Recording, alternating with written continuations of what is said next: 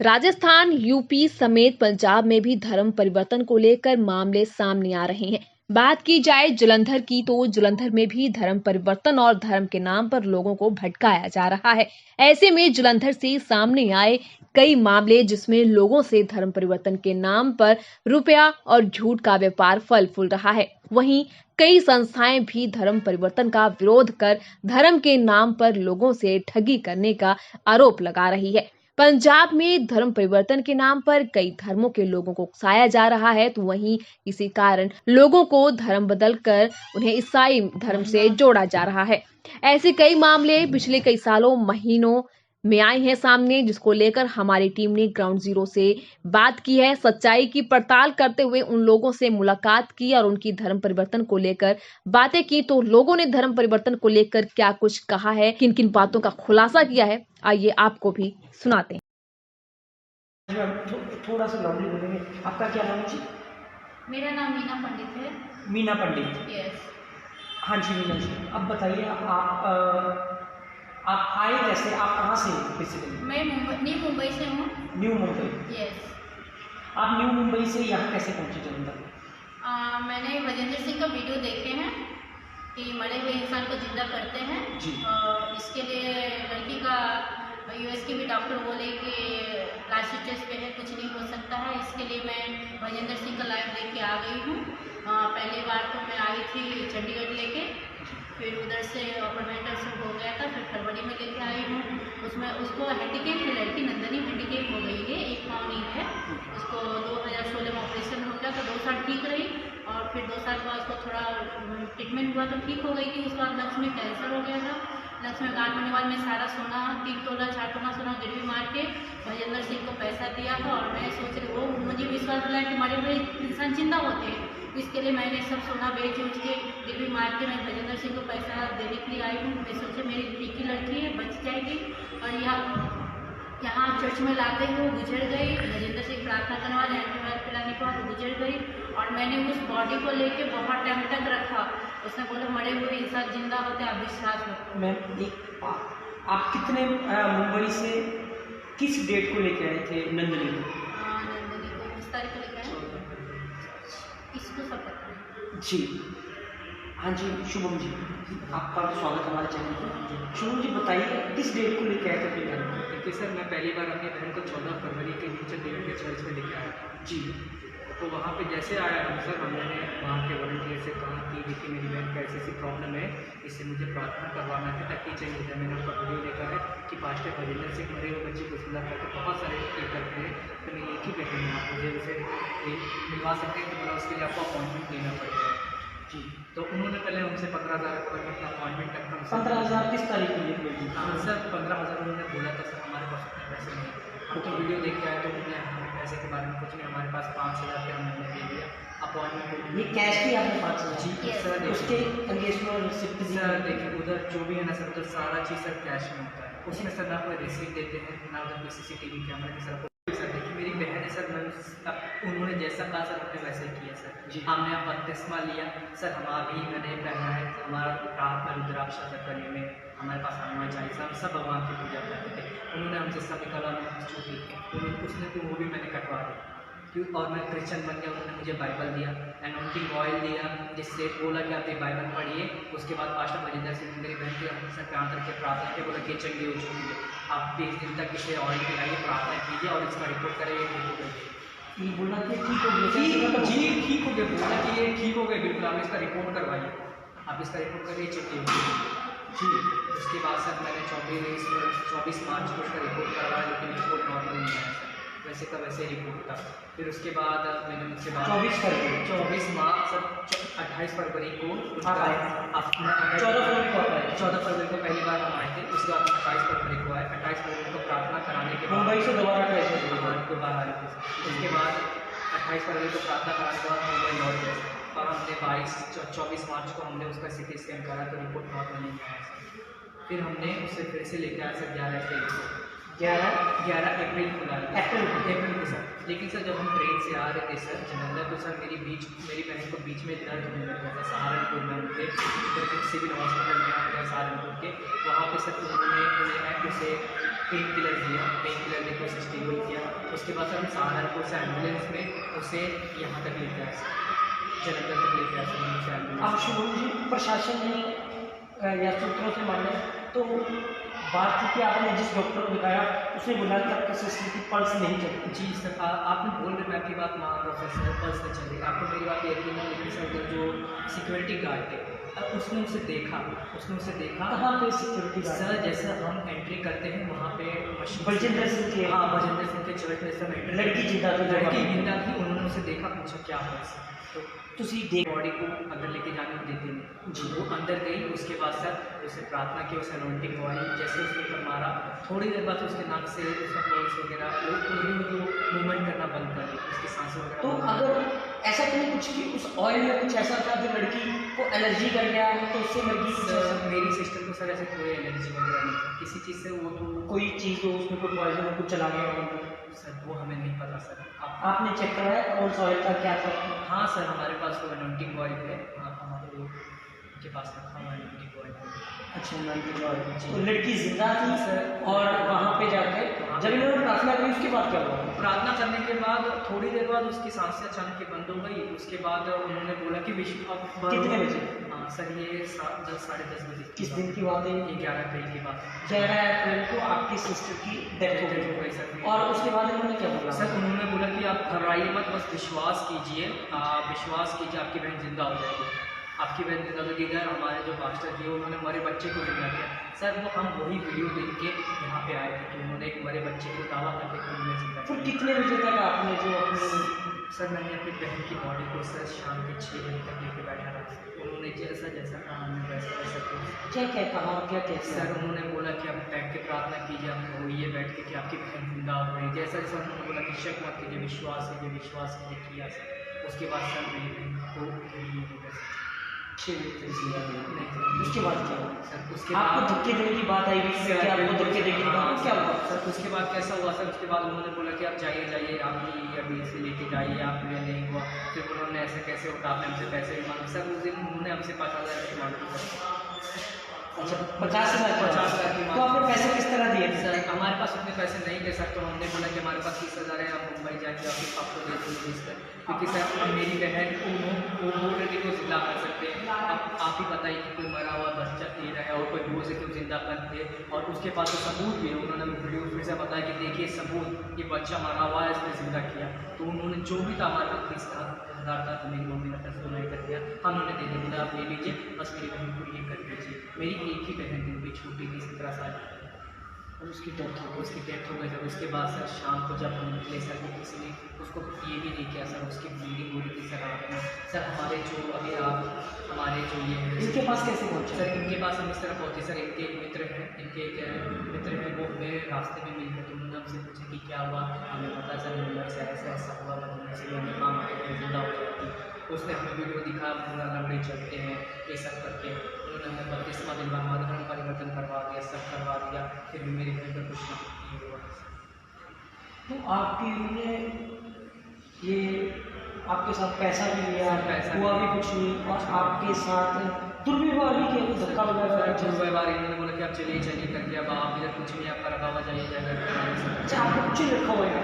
हाँ बोला तो पास्टर बलजिंदर सिंह से आपको बात सर उनको हम चिल्ला के बोले थे सर, लेकिन वो मुँह फेर के अपनी गाड़ी में चले गए। हमने बहुत गालियाँ दी, बहुत दिया सर, उन्होंने हमको बोला कि सर आइए प्लीज़, आपने कहा कि उन्होंने मुँह फेर के अपनी गाड़ियाँ में चले गए। उनकी जो बॉडी गार्ड थे उन्होंने उनको जाने नहीं लेडीज तो बोल रही थी कि तुमने ऐसे मेरे पार्टनर को बोलने से, हमने तेरे पार्टनर को बहुत चले बॉम्बे में तो तुम कत्ल कर देंगे, हमारी बम्बई इतनी खतरनाक है। मतलब आपको धमकियाँ भी दी? हाँ। क्या भी लेके आप जाइए करके कि आपका अब ये नहीं है, ये आप जाइए आप इसे लेके। तो फिर आप इनके पास पहुंचे, इनके किसी मित्र को मिल गए, उन्होंने आपका दुख देखा सर और आपको देखिए यहाँ पे हाथ जोड़ के कर दी सर, इन्होंने हमारी बहुत मदद की। इन्होंने जब से हम संडे से आए, क्या नाम है इनका जिन्होंने मदद की? सर इन्होंने भैया उड़ीसा वाले भैया का नाम क्या है? आपका नाम क्या है? कुणाल कोहली जी ने हमारी मदद की। जब से हम इधर आए हैं तब से हमारे रहने का प्रबंध, इनफैक्ट इन्होंने हमारी बहन का संस्कार कराया, ब्यास से जाके मतलब इनको भी सही बात है। इनको हमने पूरी बात बता सकते, इन्होंने हमारा सहयोग किया है कि इन्होंने हमें हमारी बहन का सब करवाया सर। हाँ जी सर, की नाम है जी अपना? सर मेरा नाम देवी दयाल, कितने ਦੇ ਰਹਿਣ ਵਾਲੇ? ਗੁਰਦਾਸਪੁਰ ਸ਼ਹਿਰ ਬਟਾਲਾ ਤੋਂ। ਕੀ ਗੱਲ ਕੀ ਹੋਈ ਸੀਗੀ ਸਰ? ਸਰ ਆਪਾਂ ਪਹਿਲੇ ਦਿਨ ਸਾਡੇ ਗੁਆਂਢ ਨੇ ਕ੍ਰਿਸਚਨ ਬਰਾਦਰੀ ਦੇ ਬੰਦੇ ਜੀ ਜਿਨ੍ਹਾਂ ਦਾ ਨਾਮ ਕਾਲਾ ਵਾ। ਜੀ ਸਰ ਮੇਰੀ ਮਿਸੇਜ ਕੁਝ ਠੀਕ ਨਹੀਂ ਸੀ, ਪੇਟ 'ਚ ਬਹੁਤ ਹੀ ਜ਼ਿਆਦਾ ਬਿਮਾਰ ਸੀ। ਜੀ ਤਾਂ ਸਰ ਉਸ ਕਾਲੇ ਨੇ ਸਾਨੂੰ ਦੱਸਿਆ ਵੀ ਜਿਵੇਂ ਤੇਰੀ ਘਰ ਦੀ ਬਿਮਾਰ ਆ, ਜੀ ਤੂੰ ਮੇਰੇ ਨਾਲ ਚੱਲ, ਤਾਜਪੁਰ ਚਰਚ ਵਿੱਚ ਸਭ ਕੁਝ ਠੀਕ ਹੁੰਦਾ। ਜੀ ਸਰ ਉਸ ਤੋਂ ਬਾਅਦ ਮੈਂ ਸੋਚਿਆ ਵੀ ਜਾਣਾ ਠੀਕ ਰਹੇਗਾ ਕਿ ਨਹੀਂ। ਮੈਂ ਸਰ ਆਪਣੇ ਘਰ ਗੱਲ ਕੀਤੀ ਜੀ ਤੇ ਬਿਮਾਰੀ ਦੀ ਵਜ੍ਹਾ ਨਾਲ ਮੈਨੂੰ ਆਉਣਾ ਪੈ ਗਿਆ, ਜੀ ਕਿਉਂਕਿ ਮੈਂ ਇੱਕ ਮਜ਼ਦੂਰ ਬੰਦਾ, ਮੇਰੇ ਕੋਲ ਇੰਨੇ ਪੈਸੇ ਵੀ ਨਹੀਂ ਸੀ ਇਹਨਾਂ ਦਾ ਇਲਾਜ ਕਰਾਉਣ ਵਾਸਤੇ। ਜੀ ਮੈਂ ਉਹਨਾਂ ਦੇ ਨਾਲ, ਉਹਨਾਂ ਦੀ ਬੱਸ ਆਉਂਦੀ, ਉਹਨਾਂ ਦੇ ਨਾਲ ਮੈਂ ਇੱਥੇ ਆ ਗਿਆ ਤਾਜਪੁਰ ਚਰਚ ਵਿੱਚ। ਸਰ ਉਸ ਤੋਂ ਬਾਅਦ ਜੋ ਤਾਜਪੁਰ ਚਰਚ ਵਿੱਚ ਆਉਣ ਕਰਕੇ ਮੈਨੂੰ ਇਹਨਾਂ ਨੇ ਸਾਰੇ ਉਹਨਾਂ ਦੇ ਕਾਨੂੰਨ ਜੋ ਕਿ ਬਹੁਤ ਭੱਦੇ ਕਾਨੂੰਨ ਸੀ, ਸਭ ਮੈਨੂੰ ਸਮਝ ਹੋਣ ਆਏ ਆ। ਜੀ। ਸਰ ਇਹਨਾਂ ਨੇ ਤੇ ਪਹਿਲਾਂ ਸਾਨੂੰ ਕਿਹਾ ਵੀ ਤੁਹਾਨੂੰ ਕੋਈ ਗੱਲ ਨਹੀਂ, ਦੂਸਰੇ ਸੰਡੇ ਤੁਹਾਡੇ ਨਾਲ ਗੱਲ ਕਰਾਂਗੇ। ਜੀ ਪਹਿਲੇ ਸੰਡੇ ਇਹਨਾਂ ਸਾਨੂੰ ਇੱਕ ਤੇਲ ਦੀ ਸ਼ੀਸ਼ੀ ਛੋਟੀ ਜੀ ਤੇ ਇੱਕ ਪਾਣੀ ਦੀ ਸ਼ੀਸ਼ੀ ਛੋਟੀ ਜੀ ਦਿੱਤੀ। ਜੀ। ਉਹਦੇ ਇਹਨਾਂ ਨੇ 400 ਰੁਪਏ ਚਾਰਜ ਕੀਤੇ। ਜੀ ਮੁੜ ਕੇ ਇਹਨਾਂ ਸਾਨੂੰ ਇੰਨੀ ਗੱਲ ਦੱਸੀ ਵੀ ਤੁਸੀਂ 15,000 ਦੀ ਇੱਕ ਸਪਰੇਅ ਆਉਂਦੀ ਆ, ਜੀ ਉਸ ਸਪਰੇਅ ਦੇ ਜ਼ਰੀਏ ਤੁਹਾਨੂੰ ਸਭ ਠੀਕ ਹੋ ਜਾਵੇਗਾ। ਜੀ ਤੇ ਦੂਸਰੇ ਨੰਬਰ ਤੇ ਤੁਹਾਨੂੰ ਧਰਮ ਪਰਿਵਰਤਨ ਕਰਾਉਣਾ ਪੈਣਾ, ਮਤਲਬ ਕਿ ਸਾਨੂੰ ਬਪਤਿਸਮਾ ਲੈਣਾ ਪੈਣਾ। ਜੀ ਸਰ ਉਸ ਤੋਂ ਬਾਅਦ ਅਸੀਂ ਜਦੋਂ ਅਗਲੇ ਸੰਡੇ ਆਏ, ਸਰ ਸਾਨੂੰ 15,000 ਦਾ ਪਤਾ ਸੀ। ਅਸੀਂ ਮੇਰੇ ਗੁਆਂਢੀ ਅੱਜ ਵੀ ਮੌਜੂਦਾ, ਮੇਰੇ ਕੋਲ ਅੱਜ ਵੀ ਮੈਂ ਉਸ ਪੈਸੇ ਨਹੀਂ ਦੇ ਸਕਿਆ। ਮੈਂ ਉਹਨਾਂ ਦੇ ਕੋਲੋਂ 15,000 ਰੁਪਇਆ ਚੁੱਕ ਕੇ ਵਿਆਜ ਤੋਂ ਮੈਂ ਲੈ ਕੇ ਆਇਆ ਤੇ ਅੱਜ ਵੀ ਮੈਂ ਉਹ ਦੇਣਾ ਅਜੇ। ਉਸ ਤੋਂ ਬਾਅਦ ਇਹਨਾਂ ਦਾ ਕੋਈ ਵੀ ਅਜੇ ਤੱਕ ਇਲਾਜ ਨਹੀਂ ਹੋਇਆ। ਇਸ ਗੱਲ ਨੂੰ 6 ਮਹੀਨੇ ਹੋ ਗਏ ਆ। ਤੇ ਤੁਸੀਂ 15,000 ਰੁਪਇਆ ਚਰਚ ਦੇ ਵਿੱਚ ਦੇਤਾ? ਆਪਾਂ ਉਹਨਾਂ ਨੂੰ ਦੇਤਾ ਸੀ ਜੀ 2200। ਕਿਹਨੂੰ ਦਿੱਤਾ? ਕੀ ਨਾਮ ਹੈ ਉਹਨਾਂ ਦਾ, ਕੁਝ ਪਤਾ? ਉਹਨਾਂ ਦਾ ਨਾਮ ਮਨਪ੍ਰੀਤ। ਜਿਨ੍ਹਾਂ ਨੂੰ ਤੁਸੀਂ ਪੈਸੇ ਦਿੱਤੇ? ਹਾਂਜੀ, ਕਿਉਂਕਿ ਉਹ ਹੀ ਸਾਰੇ ਪੈਸੇ ਲੈਂਦੇ ਆ। ਇੱਕ ਕਾਲਾ ਬੈਗ ਆ, ਹੀ ਪਰਸੋਂ ਵੀ ਖੁਦ ਅੱਖੀ ਵੇਖਿਆ, ਜੀ। ਜਿੰਨੇ ਵੀ ਬੰਦੇ ਇੱਕ ਕਾਲੇ ਬੈਗ 'ਚ 15,000 25,000 15,000 25,000 ਛੋਟੀ ਪਰੇ ਦਾ ਪਾਉਂਦੇ ਆ। ਜਿਹਦੇ ਕੱਪੜੇ ਥੋੜੇ ਚੰਗੇ ਹੁੰਦੇ ਆ ਉਹਦੇ ਕੋਲ 25,000 ਲੈਂਦੇ ਆ, ਜਿਹਦੇ ਕੱਪੜੇ ਮੇਰੇ ਵਰਗੇ ਹੁੰਦੇ ਆ ਉਹਦੇ ਕੋਲ 15,000 ਮੰਗ ਲੈਂਦੇ ਆ। ਕੀ ਕਾਰਨ ਆ ਉਹ ਪੈਸੇ ਮੰਗਣ ਦਾ? ਸਰ ਉਹਨਾਂ ਦਾ ਇਹ ਕਾਰਨ ਸੀ ਕਿ ਤੁਸੀਂ ਜਦੋਂ ਲੇ ਹੈਂਡ ਕਰਾਓਗੇ ਤੁਹਾਨੂੰ ਪਾਸਟਰ ਜੀ ਨਾਲ ਮਿਲਾਵਾਂਗੇ, ਤੁਹਾਡੇ ਤੇ ਲੇ ਹੈਂਡ ਪ੍ਰੇ ਹੋਏਗੀ, ਜਿਹਨੂੰ ਉਹ ਲੇ ਹੈਂਡ ਕਹਿੰਦੇ ਨੇ, ਉਹਦੇ ਵਧੀਆ ਬਾਵਜੂਦ ਆਪਾਂ ਠੀਕ ਹੋ ਜਾਵਾਂਗੇ। ਜੀ ਪਰ ਸਰ ਅੱਜ 6 ਮਹੀਨੇ ਦੇ ਪ੍ਰਤੀ ਨਾ ਅੱਜ ਠੀਕ ਹੋ ਜਾਏ ਆ। ਅੱਜ ਮੈਂ ਚਰਚ ਦੇ ਵਿੱਚ ਆਣ ਕੇ ਜਦੋਂ ਉਹਨਾਂ ਨੂੰ ਮੈਂ ਕਿਹਾ ਵੀ ਚਲੋ ਮੈਂ ਚਰਚ ਦੇ ਵਿੱਚ ਕੁਝ ਦਿਨ ਰਹਿ ਕੇ ਆਪਣਾ ਦੁੱਖ ਰਾਹ ਸੁਣਾਉਣਾ ਉਹਨਾਂ ਨੂੰ। ਸਰ ਮੈਂ ਜਦੋਂ ਚਰਚ ਦੇ ਵਿੱਚ ਰਹਿਣ ਦੀ ਕੋਸ਼ਿਸ਼ ਕੀਤੀ, ਇਸ ਗੱਲ ਨੂੰ ਅੱਜ 15 ਦਿਨ ਹੋ ਚੁੱਕੇ ਆ। ਜੀ ਸਰ ਮੈਂ 3 ਦਿਨ ਸੇਵਾ ਕੀਤੀ ਆ ਬਸ ਚਰਚ ਦੇ ਵਿੱਚ। ਉਸ ਤੋਂ ਬਾਅਦ 9 ਦਿਨ ਮੈਂ ਉੱਥੇ, ਮੈਨੂੰ ਉਹਨਾਂ ਨੇ ਚਰਚ 'ਚ ਬਹੁਤ ਜ਼ਿਆਦਾ ਬੰਨ੍ਹ ਕੇ ਰੱਖਿਆ, ਜਿੱਦਾਂ ਕਿ ਮੈਨੂੰ ਅਲੱਗ ਕਰਕੇ ਬਿਠਾ ਕੇ ਰੱਖਿਆ। ਮੇਰੇ ਨਾਲ ਕੋਈ ਮੇਲਜੋਲ ਨਹੀਂ ਕੀਤਾ। ਇਸ ਲਈ ਨਹੀਂ ਕੀਤਾ ਕਿ ਮੈਂ ਚਰਚ ਦੀਆਂ ਬਹੁਤ ਸਾਰੀਆਂ ਗੱਲਾਂ ਸਰ ਜਾਣ ਚੁੱਕਾ ਸੀ। ਜਿਵੇਂ ਕਿ ਇੱਕ ਲੜਕੀ, ਨੌਜਵਾਨ ਲੜਕੀ ਦੀ ਡੈਥ ਹੋ ਗਈ, ਜਿਹਦੇ ਪਹਿਲਾਂ ਇਹਨਾਂ ਕੋਲੋਂ 15,000 ਰੁਪਏ ਮੰਗਿਆ। ਉਸ ਤੋਂ ਬਾਅਦ ਉਸ ਲੜਕੀ ਦੀ ਡੈਥ ਹੋ ਗਈ, ਜਿਹਦੇ ਕਾਰਨ ਉਹਨਾਂ ਕੋਲ ਪੈਸੇ ਨਹੀਂ ਜਾਣ ਵਾਸਤੇ। ਪਰ ਸਰ ਇਹਨਾਂ ਨੇ 40,000 ਰੁਪਏ ਦੇ ਕੇ ਉਹਨਾਂ ਦੀ ਲਾਸ਼ ਚੁਕਵਾਈ। ਇਸ ਲਈ ਚੁਕਵਾਈ ਕਿ ਉਸ ਤੋਂ ਸੰਡੇ ਮੀਟਿੰਗ ਸੀ ਉਹਨਾਂ ਦੀ। ਉਸ ਤੋਂ ਬਾਅਦ ਮੈਂ ਵੇਖਿਆ ਚਰਚ ਦੇ ਵਿੱਚੋਂ ਚਰਚ ਵਾਲੇ ਨੇ ਪੈਸੇ ਦੇ ਕੇ ਜਿਹੜੇ ਕਿ ਚਰਚ ਵੱਲੋਂ ਪੈਸੇ ਦੇ ਕੇ ਜਿਹੜੀ ਹੈਗੀ ਉਹ ਸਰ ਇਹਨਾਂ ਦੇ ਇੱਕ ਬਾਉਂਸਰ ਆ ਜਿਹਦਾ ਨਾਮ ਬਿੰਦਰ ਆ, ਉਹਨੇ ਕਿਹਾ ਮੇਰੀ ਵਾਈਫ ਨੂੰ ਵੀ ਚਰਚ ਦੇ ਵਿੱਚ 40,000 ਦੇ ਕੇ ਆਪਾਂ ਲਾਸ਼ਾਂ ਚੁਕਾਉਂਦੇ ਆ, ਤੇਰੇ ਢਿੱਡ ਪੀੜ ਹੁੰਦੀ ਨਾ, ਤੂੰ ਬਹਿ ਜਾ ਆਰਾਮ ਨਾਲ। ਇਹਨੇ ਖਾਣਾ ਨਹੀਂ ਖਾਧਾ। ਉਹਨਾਂ ਨੇ ਮੈਂ ਰਿਕੁਐਸਟ ਕੀਤੀ ਮੈਨੂੰ ਫੋਨ ਦੇ ਦਿਓ, ਮੈਂ ਗੱਲ ਕਰਨਾ ਘਰ, ਮੇਰੀ ਘਰ ਦੀ ਠੀਕ ਨਹੀਂ। ਉਸ ਦੇ ਬਾਵਜੂਦ ਜਦੋਂ ਇਹਨਾਂ ਨੇ ਦੱਸਿਆ ਨਾ ਮੈਨੂੰ ਵੀ ਤੂੰ ਇੱਕ ਵੀਡੀਓ ਬਣਾ, ਇਹਨਾਂ ਕੁਝ ਕਾਗਜ਼ਾਂ ਦੇ ਮੇਰੇ ਕੋਲ ਸਾਈਨ ਕਰਵਾਏ ਵੀ ਤੂੰ ਇਹਦੀ ਦਵਾਈ ਫੇਰ ਲੈ ਸਕਦਾ। ਸਰ ਮੈਂ ਉਹ ਸਾਈਨ ਵੀ ਬਿਨਾਂ ਅੱਖਾਂ ਦੇ ਪੱਟੀ ਬੰਨ੍ਹ ਕੇ ਕੀਤੇ, ਵੀਡੀਓ ਵੀ ਮੈਂ ਬਿਨਾਂ ਸੋਚ ਤੋਂ ਬਣਾ ਕੇ ਦਿੱਤੀ, ਕਿਉਂਕਿ ਮੇਰਾ ਜੀਵਨ ਸਾਥੀ ਬਹੁਤ ਜ਼ਿਆਦਾ ਬਿਮਾਰ ਸੀ। ਅੱਜ ਮੇਰੇ ਨਾਲ ਹੈ, ਪਰ ਅਸੀਂ ਜਿੱਦਾਂ ਉੱਥੋਂ ਭੱਜੇ ਆ ਸਰ, ਬਰਸਾਤ ਨਾ ਆਉਂਦੀ ਤੇ ਸਾਨੂੰ ਉਹਨਾਂ ਨੇ ਜਾਨ ਨੂੰ ਮਾਰਨ ਦੀ ਕੋਸ਼ਿਸ਼ ਕੀਤੀ ਸੀ। ਤੇ ਤੁਸੀਂ ਕਿੱਥੇ ਰਹੇ 9 ਦਿਨ? ਕਿੱਦਾਂ ਰਹੇ? ਕਿਸ ਹਾਲਾਤ ਦੇ ਵਿੱਚ ਰਹੇ? ਸਰ ਅਸੀਂ 9 ਦਿਨ ਇਸ ਹਾਲਾਤ 'ਚ ਰਹੇ ਆ। ਸਾਨੂੰ ਉਹਨਾਂ ਨੇ ਸਾਰੀ ਸੰਗਤ ਨੂੰ ਵੱਖਰੇ ਕਰ ਦਿੱਤਾ ਸੀ। ਜੇ ਸਾਡੇ ਕੋਲ ਕੋਈ ਬਹਿੰਦਾ ਸੀ ਉਹਨੂੰ ਉਹ ਡਾਂਟਦੇ ਸੀ ਬੇਕਾਇਦਾ। ਮੇਰੇ ਕੋਲ ਉਹ ਪ੍ਰੂਫ ਵੀ ਹੈਗੇ ਨੇ। ਜਿਨ੍ਹਾਂ ਨੇ ਸਾਡੇ ਕੋਲ ਬੈਠੇ ਉਹਨਾਂ ਦੀ ਬੇਇੱਜ਼ਤੀ ਕੀਤੀ ਗਈ, ਜਿਨ੍ਹਾਂ ਕੋਲ ਅਸੀਂ ਬੈਠੇ ਸਾਡੀ ਵੀ ਬੇਇੱਜ਼ਤੀ ਕੀਤੀ ਗਈ ਅਤੇ ਸਾਨੂੰ ਸਭ ਤੋਂ ਵੱਖਰਾ ਰੱਖਿਆ ਗਿਆ। ਤੇ ਜੋ ਵੀ ਉਹਨਾਂ ਦੇ ਕਹਿਣ ਤੇ ਜੋ ਵੀ ਮੈਨੂੰ ਕਹਿੰਦੇ ਸੀ, ਮੈਨੂੰ ਕੰਮ ਕਰਨਾ ਪੈਂਦਾ ਸੀ। ਤੇ ਕੀ ਤੁਹਾਡੇ ਕੋਲ ਕੋਈ ਸਮਾਨ ਵਗੈਰਾ ਵੀ ਲਿਆ ਹੈ ਜਾਂ ਕੋਈ? ਸਰ ਮੇਰਾ ਸਮਾਨ ਅੱਜ ਵੀ ਉੱਥੇ ਮੌਜੂਦ ਹੈ। ਮੇਰੀ ਸਕੂਟੀ ਹੈ, ਇੱਕ TVS ਆ, ਜਿਹਦਾ ਨੰਬਰ PB06 ਆ, 3944 ਉਹਦਾ ਨੰਬਰ ਆ। ਤੇ ਮੇਰਾ ਇੱਕ ਮੋਬਾਈਲ ਆ ਜਿਹਦੇ ਵਿੱਚ ਇੱਕ ਸਿਮ ਆ 7873111499 ਉਹਦਾ ਨੰਬਰ ਆ। ਅੱਜ ਵੀ ਉਹਨਾਂ ਦੇ ਕੋਲ ਮੌਜੂਦ ਆ। ਮੈਂ ਉਹਨਾਂ ਕੋਲ ਬਹੁਤ ਮੰਗਿਆ, ਮੈਨੂੰ ਕਹਿੰਦੇ ਕਿ ਤੈਨੂੰ ਹੁਣੇ ਹੀ ਆਪਾਂ ਫੋਨ ਤੇ ਸਕੂਟੀ ਦੇ ਕੇ ਘਰ ਭੇਜ ਦਾਂਗੇ, ਤੂੰ ਆ ਵੀਡੀਓ ਬਣਾ, ਤੇਰੀ ਘਰਵਾਲੀ ਠੀਕ ਨਹੀਂ, ਆਪਾਂ ਹੁਣੇ ਦਵਾਈ ਦਵਾ ਕੇ ਲਿਆਵਾਂਗੇ। ਸਰ ਬਕਾਇਦਾ ਇੱਕ ਉਹਨਾਂ ਦਾ ਇੱਕ ਗਾਰਡ ਨਾਲ ਗਿਆ ਸਾਡੇ, ਜਿਹਦੇ ਕੋਲ ਵਿਦ ਪਿਸਟਲ ਸੀਗਾ, ਉਸ ਦੇ ਨਾਲ ਜਾ ਕੇ ਸਾਨੂੰ ਉਹਨੇ ਦਵਾਈ ਦਵਾਈ। ਉਹਦੇ ਪੈਸੇ ਮੇਰੇ ਕੋਲ ਇੱਕ 100 ਰੁਪਏ ਹੈ, ਜਿਹਦੇ ਵਿੱਚ 80 ਰੁਪਏ ਦਵਾਈ ਆਈ। ਅੱਜ ਵੀ ਉਸ 'ਤੇ ਲਾਗੇ ਉਹਨਾਂ ਦੇ ਡਾਕਟਰ ਦੀ ਦੁਕਾਨ ਮੌਜੂਦ ਆ ਜੀ। ਤੇ ਸਰ ਮੈਂ ਬਹੁਤ ਹੀ ਜ਼ਿਆਦਾ ਹਾਂਜੀ ਪਾਸਟਰ ਬਲਜਿੰਦਰ ਸਿੰਘ ਤੇ ਪਾਸਟਰ ਰਵਿੰਦਰ ਸਿੰਘ। ਮੇਰਾ ਕਸੂਰ ਬਸ ਇਹੋ ਹੀ ਆ ਕਿ ਜਦ ਵੀ ਮੈਂ ਚਰਚ ਦੇ ਵਿੱਚ ਰਹਿਣਾ ਸ਼ੁਰੂ ਕੀਤਾ ਤੇ ਮੈਂ ਉੱਥੇ ਕੀ ਦੇਖਦਾ ਵੀ ਇੱਕ ਛੋਟੇ ਦੋ ਬੱਚੇ ਜੋ ਹੈਂਡੀਕੈਪ ਨੇ, ਉਹਨਾਂ ਦੀ ਮਾਂ ਦੇ ਕੋਲੋਂ 15,000 ਰੁਪਏ ਦੀ ਮੰਗ ਕੀਤੀ, ਕਿਉਂਕਿ ਉਸ ਲੇਡੀ ਨੇ ਮੇਰੇ ਨਾਲ ਗੱਲ ਕੀਤੀ ਜੀ। ਉਹਦੇ ਕੋਲ ਪੈਸੇ ਨਹੀਂ ਸੀ ਹੈਗੇ ਸਰ। ਉਹਦੇ ਬਾਵਜੂਦ ਇਹਨਾਂ ਨੇ ਉਹਨੂੰ ਧੱਕੇ ਮਾਰ ਬਾਹਰ ਕੱਢਿਆ ਜੀ। ਉਸ ਨੂੰ ਮੈਨੂੰ ਚੰਗਾ ਨਹੀਂ ਲੱਗਿਆ ਜਦ ਮੈਂ ਦੇਖਿਆ ਵੀ ਇਹ ਮੁਰਦੇ ਜਿੰਦਾ ਕਰਦੇ ਨੇ ਸਰ। ਇੱਕ ਲੇਡੀ ਉਸੇ ਟਾਈਮ ਮੌਜੂਦਾ ਚਰਚ ਦੇ ਵਿੱਚ ਇੱਕ ਡੈਥ ਹੋਈ ਸੀ, ਜਿਨ੍ਹਾਂ ਕੋਲ ਪੈਸੇ ਮੰਗੇ, ਉਹਨਾਂ ਕੋਲ ਪੈਸੇ ਵੀ ਨਹੀਂ ਸੀ ਹੈਗੇ ਜੀ। ਸਰ ਸਾਡੇ ਹਿੰਦੂ ਧਰਮ ਬਾਰੇ ਬਹੁਤ ਗੰਦੀ ਬਦਸਲੂਕੀ ਨਾਲ ਬੋਲੇ ਜਾਂਦੇ ਨੇ। ਹਿੰਦੂ ਧਰਮ ਦੇ ਭਗਵਾਨ ਪ੍ਰਤੀ ਬਹੁਤ ਮੈਂ ਉਹ ਸ਼ਬਦ ਬੋਲ ਨਹੀਂ ਸਕਦਾ ਜੋ ਕਹੇ ਜਾਂਦੇ ਨੇ। ਇਹਨਾਂ ਨੇ ਪਾਸਟਰ ਰਵਿੰਦਰ ਤੇ ਪਾਸਟਰ ਬਲਜਿੰਦਰ ਸਰ, ਜਿਨ੍ਹਾਂ ਨੇ ਵੀ ਇਹ ਢੋਂਗ ਰਚਾਇਆ, ਇਹ ਸਿਰਫ ਪੈਸੇ ਲੈਣ ਦਾ ਚੱਕਰ ਆ।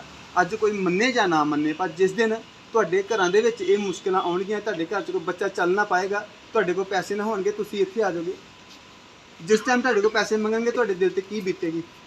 ਜੇ ਚਰਚ ਦੀ ਆਨਲਾਈਨ YouTube ਤੇ ਇਹ ਸਭ ਕੁਝ ਆਪ ਕਹਿੰਦੇ ਨੇ ਅਸੀਂ ਮੁਰਦੇ ਜਿੰਦਾ ਕਰਦੇ ਹਾਂ ਸਰ, ਉਹ ਬੱਚੇ ਕਿਉਂ ਧੱਕੇ ਖਾ ਕੇ ਚਲੇ ਗਏ?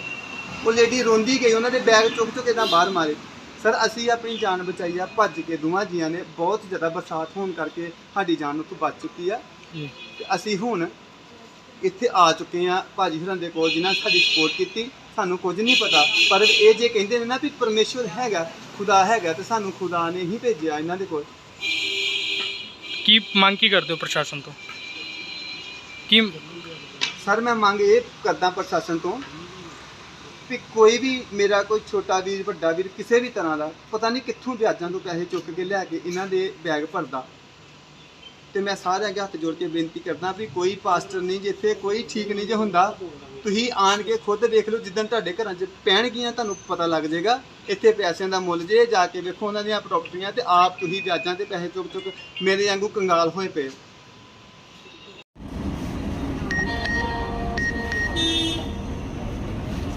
ਇਹ ਕਿਸ ਚੀਜ਼ 'ਤੇ ਆਏਗੀ ਵੀਡੀਓ?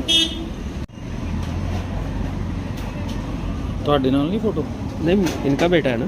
ਅੱਛਾ। ਕਹਿੰਦਾ ਮੈਂ ਰਿਹਾ ਸੀ ਸਾਰੀ।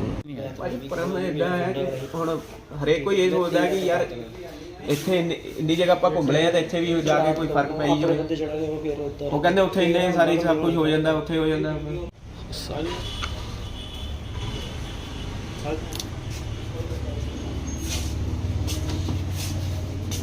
ਇਹਦਾ ਕਿੱਦਾਂ ਭੇਜਣਾ ਤੁਹਾਡਾ?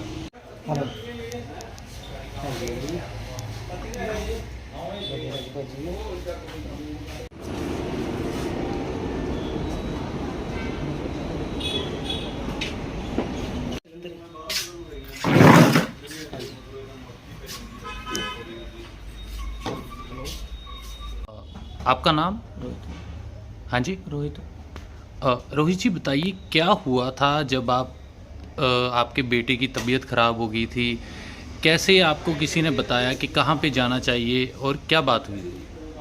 बेटे को ब्रेन कैंसर था, उसको सारी जगह से इलाज करा लिया था। फिर दुकान पे कई तरह के लोग आते हैं, उन्होंने कहा था कि आपने इतनी जगह घूम लिया तो आप इसको खमरे चर्च ले जाओ, वहाँ से इसको ठीक हो जाएगा। फिर हम इसको लेके गए, सारी जगह इलाज जाने के बाद वहाँ उन्होंने कहा कि ये आपका बच्चा हर हालत में हम ठीक कर देंगे, बस आप परमेश्वर पे विश्वास रखो, परमेश्वर आपकी बच्चे को नियाकत देगा तो इसको ठीक करेगा, बस आप बैप्टिज्म लो तो बच्चे को तरीके से ठीक करो। तो क्या बीमारी क्या थी आपके बच्चे को? किस सर 4th स्टेज है।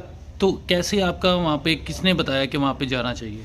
यहाँ दुकान पे कस्टमर आते हैं, उन्होंने बताया। अच्छा, क्या कहा था उन्होंने? कि वहाँ जाओ, खमरे चर्च में कई तरह के लोग ठीक होते हैं, कई बीमारियाँ होती हैं ठीक हो जाती है, लोग अपने आप चलने लग पड़ते हैं, लूले लंगड़े सब ठीक हो जाते हैं। तो क्या देखा आपने जाके वहाँ? वहाँ देखा लोग गवाहियाँ तो सुनाते हैं पर समझ में किसी की नहीं आती है। लोग हाथ लगाने से ही सब ठीक हो रहे हैं, वो पापा के हाथ लगाते हैं सब ठीक हो ही जा रहे हैं लोग। तो फिर आप जब अपने बच्चे को लेके गए तो कितने दिन आप जाते रहे वहाँ? 1 साल जाता रहा। हाँ जी, 1 साल पूरा जाता रहा।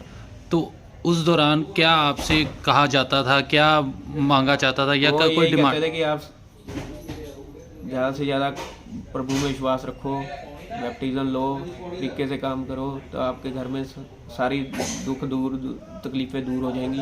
आप यकीन रखो तो आप बैप्टिज्म तो ज़रूर लो। तो कुछ वो डिमांड हमारे वगैरह देवी देवताओं को तो उल्टा सीधा गलत सलत बोलते थे क्या बोलते थे? कि ये क्या कहते हैं सही नहीं है, इनको कहते थे वो है राक्षस है, ये शुद्ध है। वो हमारे समझ से परे है। हम उनको किसी को गलत नहीं बोलते तो हमारे को क्योंकि वो कोई गलत बोले। तो कोई डिमांड वगैरह भी रखी जाती है? डिमांड ये है कि हमारी स्पेशल प्रेयर के लिए इतने पैसे हैं, इसके लिए ये है कि हमारी ये है कितने मांगते थे? कि स्पेशल प्रेयर के लिए कोई एक बंदे की प्रेयर करोगे उसके 50,000, सारे परिवार की करेंगे तो 1 लाख रुपया ऐसे। तो उस दौरान जब आप उनसे जो डिमांड करते थे तो आप क्या कहते थे, या आपने उनको उनकी डिमांड के मुताबिक पैसे दिए? पैसे कोई नहीं दिए। हाँ जी। पैसे कोई नहीं दिए। तो फिर अगर जब आपका बच्चा ठीक नहीं हो पा रहा था तो फिर क्या किया आपने? हमने तो उनको यही कहा था कि मैं तो रेगुलर गेड़े मारता था उनके, स्पेशल फादर साहब से मिलने के लिए दर्शन देते थे, बारिश में भी घूमते थे, पर उनके कोई डिमांड वो दर्शन ही नहीं होते थे। वो कहते थे तुम आना ना छोड़ो, ऑनलाइन मीटिंग करो। दुकान से कई बार नहीं जा होता था, कहते ऑनलाइन मीटिंग देखी जाओ। मैं ऑनलाइन यूट्यूब पे उनकी मीटिंगें देखता रहता था, फलाना सब कुछ देखता रहता था। कहते तुम आना ना छोड़ो। आना बच्चे से तो बैठा ही नहीं जाता, जिसके दिमाग पे असर हो वो नहीं बैठ पाता था। कहता तुम उसको लेके आओ। मैं कहा वो नहीं आ सकता। फिर हम उसकी फ़ोटो लेके उसकी प्रेयर कराता था, सब कुछ कराता था, पर नहीं होता था ठीक। तो धर्म परिवर्तन के नाम पे भी कोई बात होती सब है? होती थी। वो कहते तुम इसको वो बैप्टिज्म लगा दो, सब कुछ ठीक हो जाएगा। परमेश्वर इसकी सारी इसके सारे दुख अपने पास ले लेगा। तो जब बच्चे की आपकी उसकी मृत्यु हो गई तो उसके बाद आप वहाँ पे गए या कोई बातचीत हुई, कोई शिकायत दर्ज करवाई आपने? बच्चे की जब मृत्यु हो गई थी तो इनको मैंने बताया था कि मेरा बेटा, कह रहे थे कि आपका बेटा सेफ है, परमेश्वर के पास है, वही उसका कर रहे हैं सब कुछ। फिर इनको 8 तारीख को मैंने मेरा बेटा गुजरा था तो मैंने कहा था ऐसे ऐसे मेरा बेटा गुजर गया। वो कहते आप टेंशन ना लो, बेटा आपका सेफ हाथों में है, परमेश्वर उसको संभाल रहा है। तो फिर जब आपको पता लग गया कि आपके बेटे की मृत्यु हो गई तो उसके बाद आपने पुलिस में कोई शिकायत दर्ज करवाई इसकी? पुलिस को नहीं, मैंने वो ऊपर CID में लिखाई थी। पुलिस को भी कहा था। पुलिस वाले कहते हैं अब इनके हाथ बहुत लंबे हैं, आपको क्या करूँ, इनकी पॉलिटिकल बैकग्राउंड बहुत लंबी है। तो उस दौरान जब इतना सब कुछ हो गया तो उसके बाद कोई आप पे उन्होंने कहा हो कि आपने धर्म परिवर्तन नहीं करवाया? उन्होंने धमकियाँ बहुत भेजी थी। क्या क्या धमकियाँ? ये आप बहुत कर रहे हो, ये सही नहीं है, वो है, बैठ के बात कर लेते हैं। मैं नहीं की। तो पास्टर कौन थे वहाँ पे जिनसे मिलाने की बात होती थी? अंकुर नरूला जी। हाँ जी। अंकुर नरूला जी। तो मिले आप? मतलब 2 बार बात हुई थी, पर वो फेस टू फेस तो बात नहीं करते थे, अपने वॉलंटियर से ही बात करवाते थे।